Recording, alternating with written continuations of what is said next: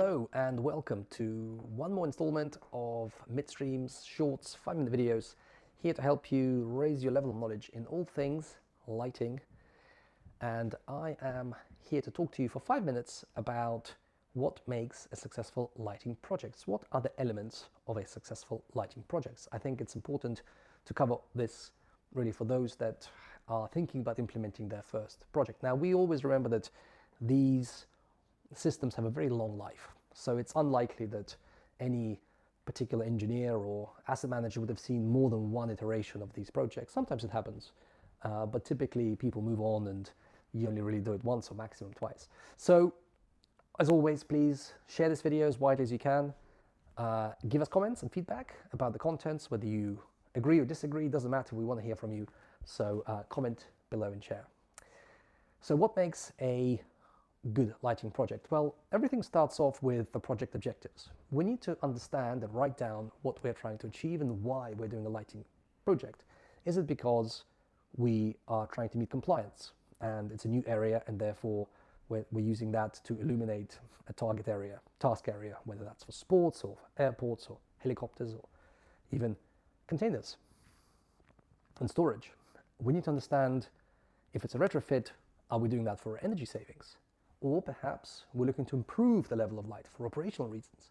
Or maybe we have changed the league in which we operate, have gone up in the league, and so the new requirements for our sports fields are different, and there's a higher requirement for lighting, a different requirement.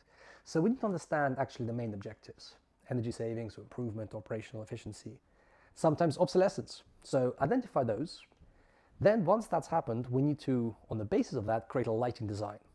This is with a photometric software, for example, Dialux or AGI32. This takes inputs of photometric files from producers, and these have to be verified files in a lab, not theoretically made in an Excel sheet. So real files with an LM79 certificate to confirm that the photometric outputs and the shape of that light is exactly how you get an illuminator. This is important, critical, I would say. Once you're able to run that lighting design, you will have an output which says that you need so many numbers of certain types of lights, whether they are 200 of little lights or 20 of large lights. Depending on your requirements, the design house or the manufacturer should provide you a certain plan. And then we have to then double check that the objectives of the project are met with this particular lighting plan. Once that's done and we're happy, the next thing to do is to announce a call for tenders or request for proposals to ensure that we have a competitive process. We want to get the best price for our target output, for the target project. And if we are objectives based, then we're trying to ensure that we're having the quality and also the performance at the right price. All of those things are important and they all have an input in the final decision. Once you've run your process and you've awarded a winner of that process, then as the project goes through, we need to make sure that we have the right project documentation, we have to have the right package of as-built drawings, and we need to have a commissioning process. We need to ensure that we have met the objectives of the project that we set out at the start. So we have a sort of a process where we check, did we achieve the energy savings? Did we achieve the target light levels? Do we now have an operating system at the price that we wanted to pay for it?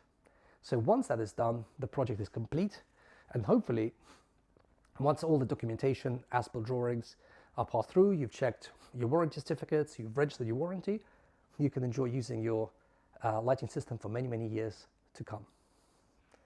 Thank you, and see you at the next one.